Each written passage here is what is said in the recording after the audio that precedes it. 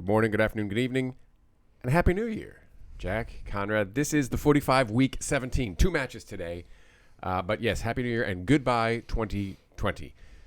Both interesting matches today for very different reasons. But straight away, Everton and West Ham. David Moyes traveling to his former club, Everton, where he spent 11 years, 500 and something matches, a handful of good finishing positions, as high as 4, which is where Everton find themselves right now.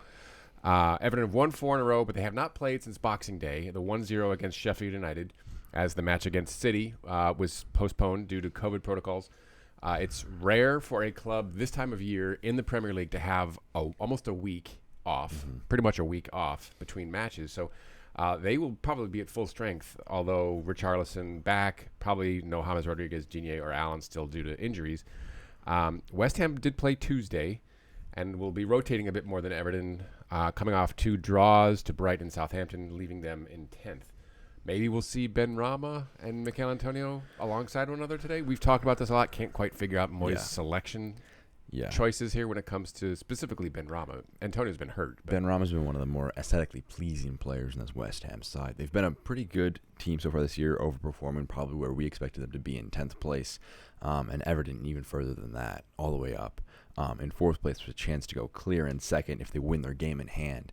So really, this is a case of 2 overperforming teams who are really happy with where they're at, trying to just continue to get some results, get some good form going. And no club in all of England is on a better run than Everton with 4 straight wins. They were probably very upset to not get the chance to play City because they were hot. They would have fancied themselves against them. So this is their chance to say, well, yeah, we didn't get to play City, but we're playing West Ham, so let's start our dominance at home. Side we should be beating considering the league placements. And I think I favor them heavily. And it'll be weird seeing 5 straight wins for Everton in the form table, but they look like one of the better sides in all of England right now because they've been scraping at results. They've been getting points, and that's even without some of their better players. Like Richarlison was out for a little while. Rodriguez has been out for a long time. Digney's been out for a long time. And Allen, one of your better midfielders, has been out for a little bit as well. So down to Ancelotti? Is he the difference? I probably. And I think that this is mostly in Everton's hands. If Richarlison plays, I just think that you're a different level above where West Ham are because Ancelotti versus Moyes is definitely an edge on the touchline in that sense. Even though, I mean, obviously Moyes has a ton of Premier League experience, a little bit in Spain, but mostly in the Premier League. And obviously he played in Scotland and in lower leagues in England for a while, but Ancelotti's different gravy. Yes, good point. Next up, so I agree. I think Everton will take the points here.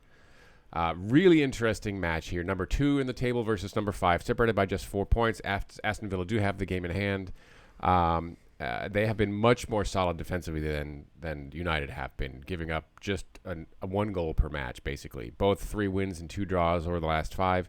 United heavily linked with Jack Grealish. The number goes from 40 million to 100 million from the summer to now after Grealish signs that new deal with his boyhood side. 5 goals and 6 assists so far. Statistically, he is as good as or better than anybody in that midfield in United. Watkins and El Ghazi have been outstanding as well. Villa coming off the 1-1 draw with Chelsea, where they did not have Tyrone Mings or Ross Barkley, both of whom should be back for the trip to Old Trafford. Aside from the 6-1 beating that United took to Spurs, I think this is their absolute toughest test so far this year. We talk a lot about the individual brilliance of Fernandes and Pogba when he plays and when he plays interested, Rashford. But they haven't hung together as a squad, which is really what Villa are strong at. They play full squad football, and everybody has an opportunity to shine. And if United are just sitting there ball watching and waiting for somebody to do something special, it could get bad for United. I mean, I have a hard time seeing this as like a 6-1 type of situation, but I think Villa are the better squad right now. Yes, definitely. Whenever I watch Villa play, I just think that everyone who is on the pitch wants the ball at their feet. And it's odd to say that, but in a lot of teams, a lot of games, there are players who will be quick to get it away from them. But this Villa side are playing for each other. They're playing excited. They're playing at a very high level. And not to say they're a bad side, but they're not usually this high in the league. Last year, they were struggling around relegation this time of the year.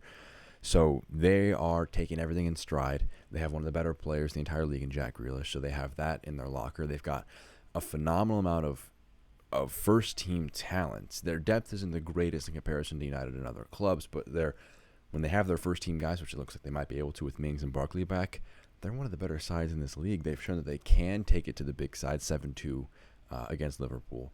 They were able to scrape out a draw against Chelsea without two of your better players. And so they'll look at this game and say another road test against... Take it. Just go. I think that there is a great chance for them in this one. If United play like they did against Wolves, they will lose badly because they did not convert their chances. They were wasteful. And ultimately, they were a little leaky at the back as well, even though they didn't concede a goal. Villa are better than them on the attacking front and a bit more open at the back, so might offer more opportunities, but they will get burned if they play as poorly as they did against Wolves. So I hope that match was a bit of a wake-up call, even though they did win it. And this is kind of a tester. It's a tactical setup. How are they going to do it? For that match against Liverpool in about 2.5 weeks' time, which is, if United win it, it's going to be setting it up as Liverpool first, United second, pending a loss or something from Liverpool. So United really have to kind of make a statement that, are we in this title race? These are the kinds of matches you have to win. They're against very good sides who are overperforming, and it's not going to be easy. You're not going to be comfortable, especially at home where they've kind of struggled this year so far. 2 wins at home, I think. Exactly. So this is a must-win for United.